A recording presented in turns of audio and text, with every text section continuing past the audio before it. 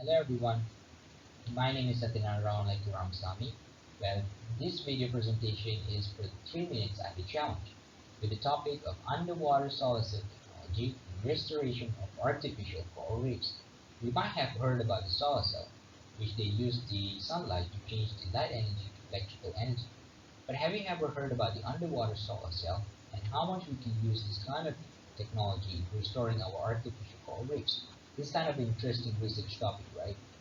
One of the advantages is it will reduce the annual maintenance cost for electricity supply. Imagine if you use more complicated methods, it will increase the maintenance cost.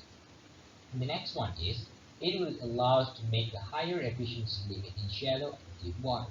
At the same time, the restoration process for the artificial coral reefs also increase the growth rate if we use the underwater solar cell technology. And also it will allow us to heal 20 times faster than the normal methods that we use.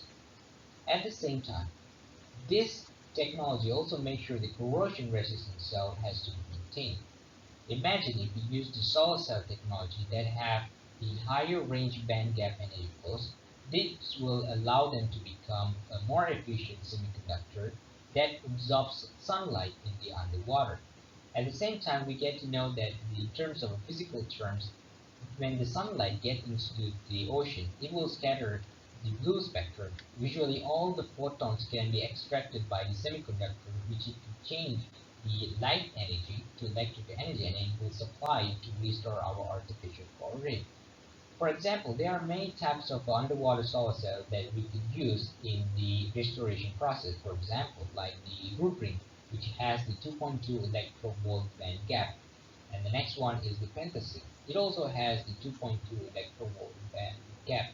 There are many actually ways for us to restore the artificial coral reefs, but imagine if you use this kind of 21st century methods in terms like using the solar cell and so on in the underwater. It might people think it might be like impossible for us to push this kind of technology.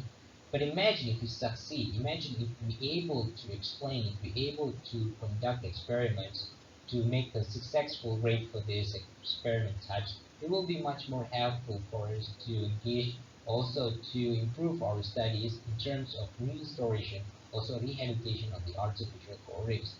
I believe if we use this kind of research, it may be helpful for us in the future. And that is all from me. Thank you so much.